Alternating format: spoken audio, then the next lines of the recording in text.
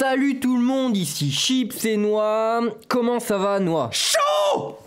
Ok, alors là, on a réussi à trouver une partie qui change des nôtres parce qu'on en avait marre de commenter nos propres parties. Ouais, puis je me sentais un peu particulièrement fort, etc. Enfin, Ouais, adulé et tout. T'as perdu dans celle de Chaco, je te rappelle. Ouais. Donc, en fait, là, on est allé sur le site de Counter Logic Gaming, donc qui est la meilleure team nord-américaine. Et en fait, ils ont toute une section dédiée au replay enregistré avec LOL Recorder. Et donc, on en a pris un. Et là, c'est du top elo américain.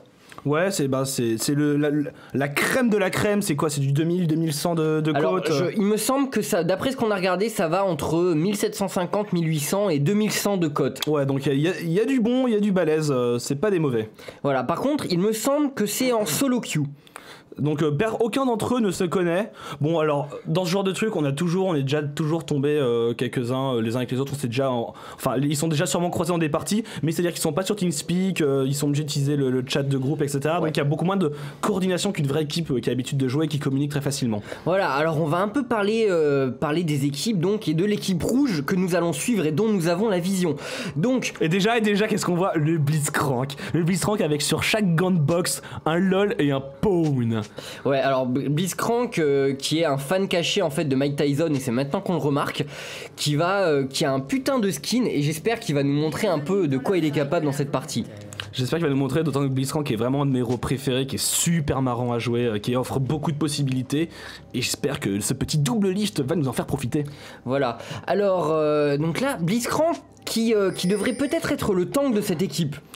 Ouais, qui devrait être le tank, Blitzcrank qui peut être build finalement de trois façons, tank, dégâts physiques ou dégâts magiques. Bon, même s'il y en a certaines qui sont bien meilleures que d'autres, mais il peut avoir beaucoup de rôles Blitzcrank, et c'est ça qui est bien, c'est qu'il est très polyvalent. Ouais, je tiens à dire que j'approuve absolument pas le build dégâts magiques. Moi non plus.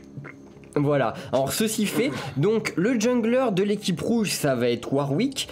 On l'a déjà vu, c'est un des meilleurs junglers du jeu, un les plus à l'aise, et il est parti avec une lame, avec une épée courte. Ouais, c'est pas commun normalement, ils partent souvent avec l'armure et des potions. Effectivement, alors je ne suis pas joueur de Warwick, mais je suppose que ça permet d'avoir plus de dégâts en fait en early. Ça se fait, enfin moi je le vois souvent, c'est les deux builds qui se recoupent. Par contre, problème, t'as moins de potions en faisant ça. T'as moins de potions, mais Warwick a un vol de vie qui est très important et qui permet finalement de jungle facilement, enfin il a aucun souci quoi. C'est vrai que t'es à l'aise. Alors là, on a donc le Veigar va être mid. Le Veigar qui a un des mages qui a potentiellement la plus grande puissance du jeu. Parce qu'il a une puissance illimitée, parce qu'il a un sort qui s'appelle Coup Malin. Coup Malin, à chaque fois qu'il donne le dernier coup à un monstre avec ce sort, il gagne 1 point de puissance, et quand il tue un héros avec ce sort, il gagne 5 points de puissance. Voilà, donc Veigar en fait est un mage qui est pas opérationnel très tôt dans la partie. Non, au début vous allez vous contenter de Lastit, il va sûrement se faire vraiment harceler par la hache, mais bon, vous jouez sous votre tour, et avec Coup Malin c'est très facile d'avoir le dernier coup. Voilà, et en bas on a une ligne qui est super marrante. Alors il y a un support de chaque côté et un gros à côté. Et la vachette d'Interville qui est arrivée dans notre bonne vallée de Valoran pour essayer de gank tout ça. Ouais, alors je tiens à dire que les compos, enfin la compo en tout cas de l'équipe bleue n'est absolument pas commune, donc on va la rappeler. Donc il y a Shogat, Alistar, Amumu, Zilean et Ashe. Il y a énormément de crowd control dans cette team. Donc du stun, Alistar qui a un stun de zone, Shogat qui a un stun de zone et un silence de zone, Amumu qui a son ultimate qui est un route de zone. C'est un route, ça ne vous étourdit pas, vous pouvez toujours lancer des sorts mais vous ne pouvez pas bouger. Ni attaquer. Voilà, alors là, alors le Alistar, en fait, qui a utilisé son premier sort, qui est un sort de stun de zone qui s'appelle Atomisation, qui stun en gros en zone autour de lui, à peu près de... Oh là là, attends, le Ezreal est mort en haut, par un creep.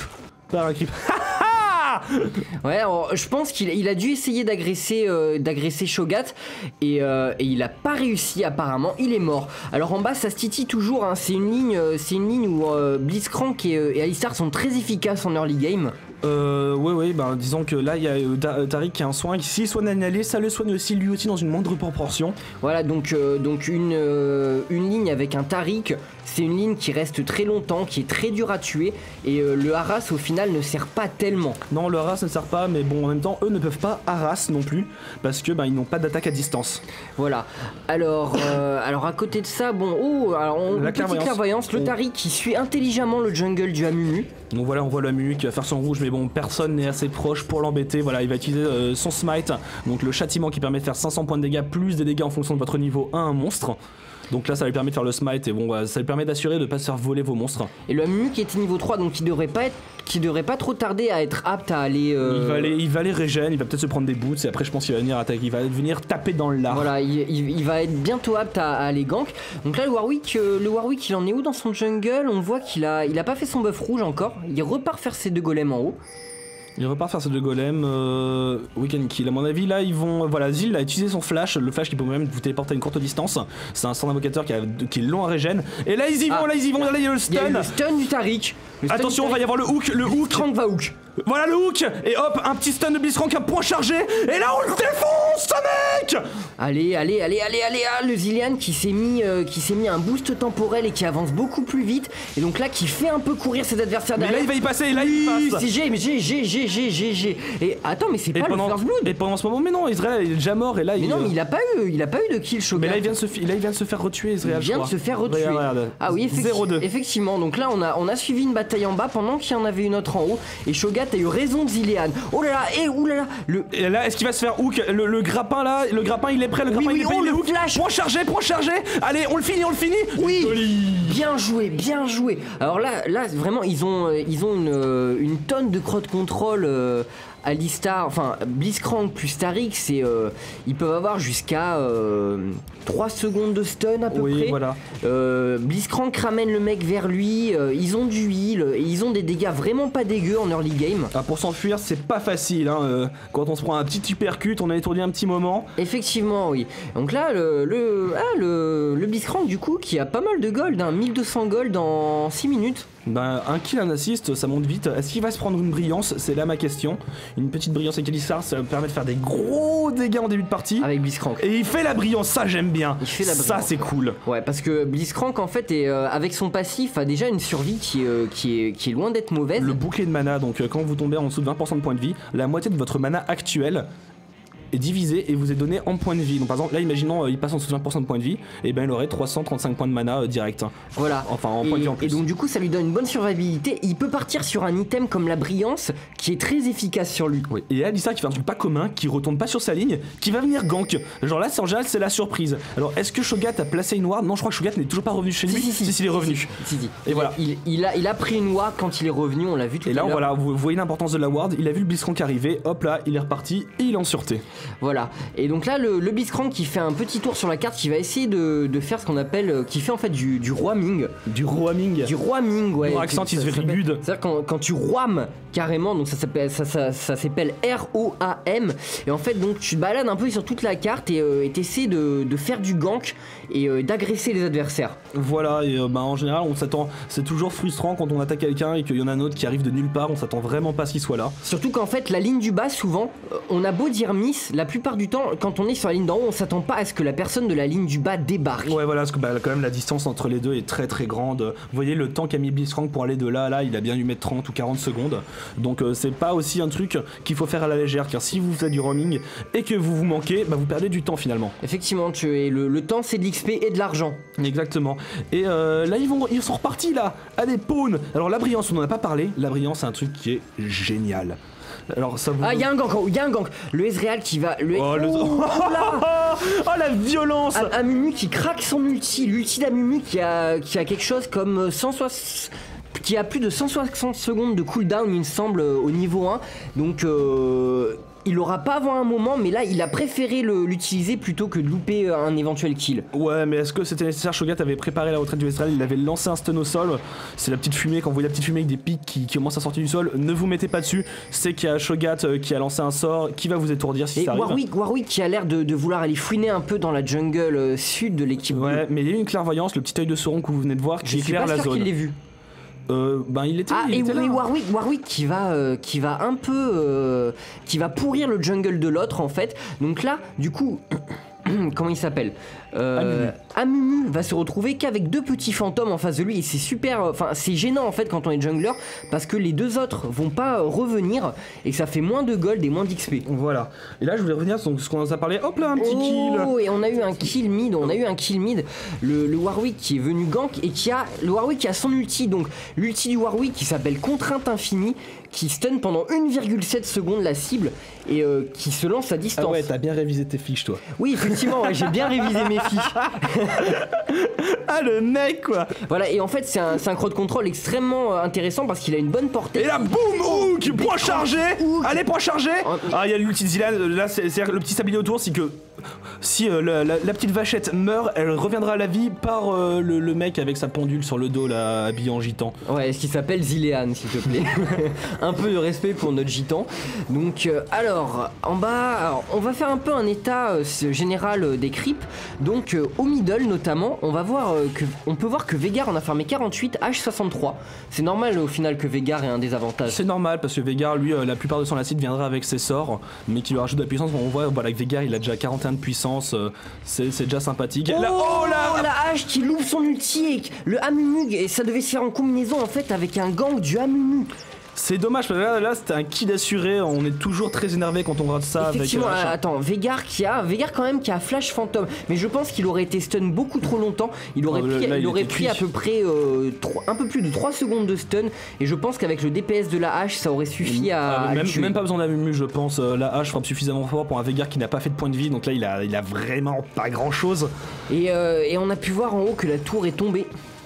Et ouais, non, on s'intéresse pas à la petite ligne du haut, le pauvre Yaz, pourtant il s'en prend plein la gueule. Effectivement, on s'y intéresse pas trop. Ezreal qui est à 0-3. C'est dur, il est parti sur 2 lames de Doran parce qu'il prend très cher en ce début de partie. Et donc il joue un peu la survivabilité. Et les lames de Doran, plusieurs lames de Doran permettent de temporiser.